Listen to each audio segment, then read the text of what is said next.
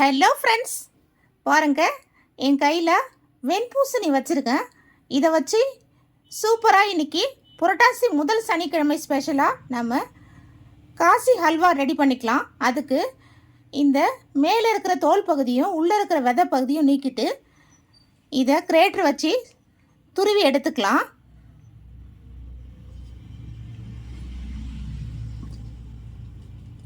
பாருங்கள், மேலே தோல் எல்லாம் எடுத்துட்டேன், உள்ளே இருக்கிற அந்த விதை பகுதியும் எடுத்துட்டேன்.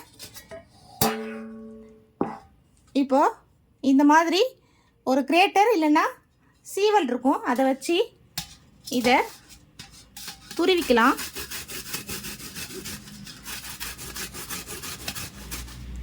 இந்த மாதிரி துருவி எடுத்துக்கலாம்.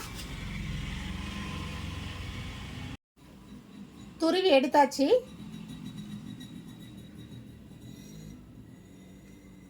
இது ஒரு பக்கம் இருக்கட்டும்.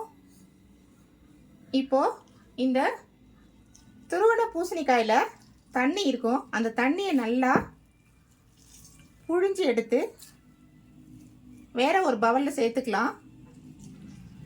நல்லா புழிஞ்சிடணும் இதை.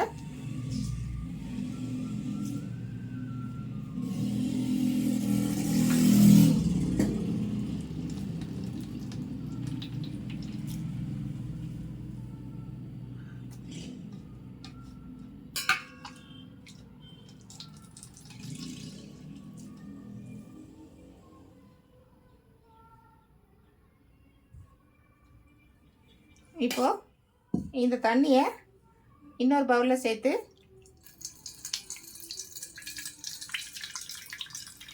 இப்படி ஃபில்டர் பண்ணிக்கலாம். இந்த தண்ணியே சேர்த்து வேக வைக்கணும்.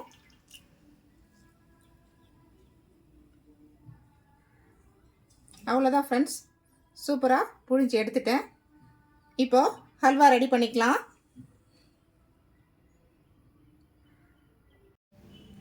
ஹல்வா ரெடி பண்ணுறதுக்கு ஸ்டவ் ஆன் பண்ணி ஒரு பேன் வச்சுருக்கேன். அதில் 1 டேபிள் ஸ்பூன் அளவுக்கு நெய் சேர்த்துக்கலாம்.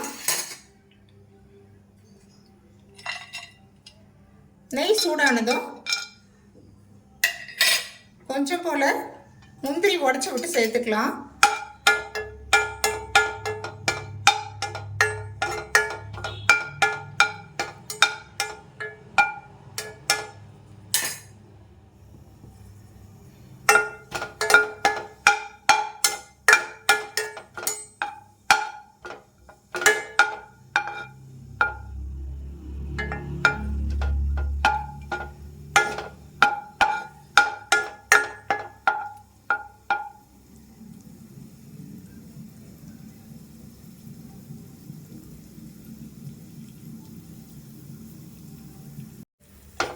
வறுபட்டுடுச்சு, அப்படியே எடுத்துக்கலாம். வேற ஒரு பிளேட்டுக்கு மாற்றிக்கிட்டு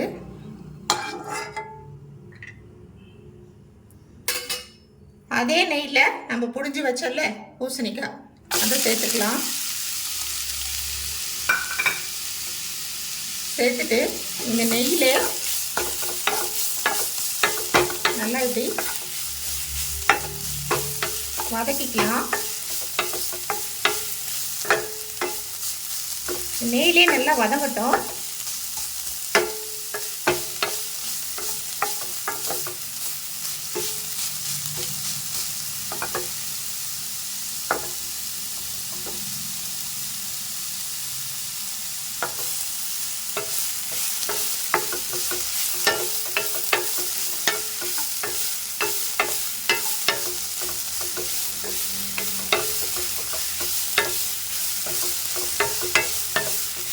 நல்லா கொஞ்சம் இதோட பச்சை வாசனை போகிற அளவுக்கு நல்லா வதக்கிக்கணும்.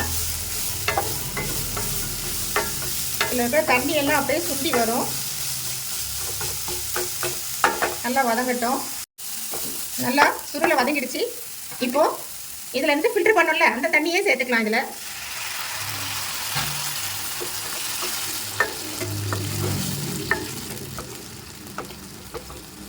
சேர்த்துட்டு ஒரு தடவை மிக்ஸ் பண்ணி விட்டு மூடி போட்டு கொஞ்சம் நேரம் வேக விடலாம். தண்ணியெல்லாம் நல்லா சுண்டிடுச்சு. இப்போது இந்த கப்பில் தான் நான் 1 கப் அளவுக்கு பூசணிக்காய் எடுத்திருந்தேன். இதில் ஒரு 1/4 கப் அளவுக்கு சர்க்கரை சேர்த்துக்கலாம்.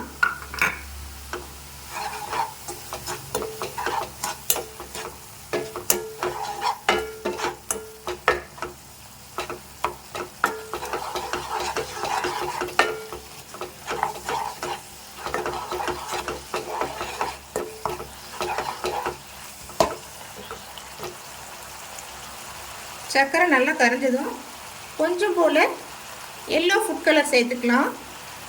நீங்கள் உங்ககிட்ட குங்குமப்பூ இருந்தாலும் அதை சேர்த்துக்கோங்க.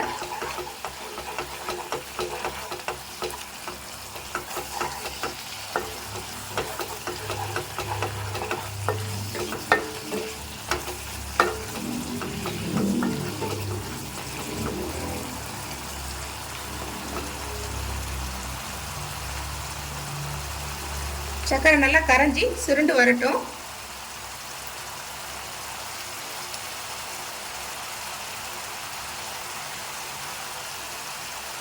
இப்போ இதோட இனிப்பு சுவையை கூடுதலாக 1 சிட்டிகை அளவு உப்பு சேர்த்துக்கலாம். இதோட ஒரு 4 ஏலக்காய் பொடி பண்ணி வச்சிருக்கேன், அதை சேர்த்துக்கலாம்.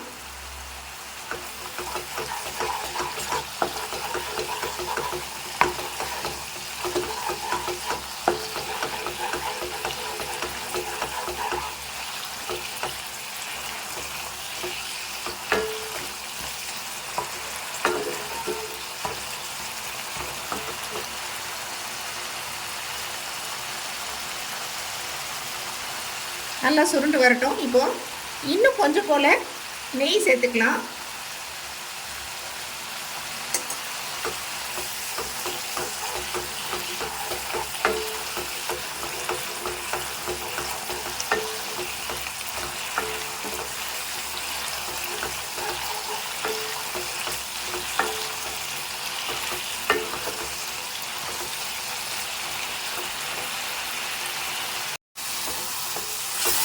அவ்வளோதான் ஃப்ரெண்ட்ஸ், பாருங்கள் பாத்திரத்தில் ஒட்டாமல் சுருண்டு அல்வா ரெடி ஆகிடுச்சு. இப்போது ஃபைனல் டச்சாக கொஞ்சம் போல் பச்சை கற்பூரம் சேர்த்துக்கலாம். பகவானுக்கு நைவேத்தியங்கிறதா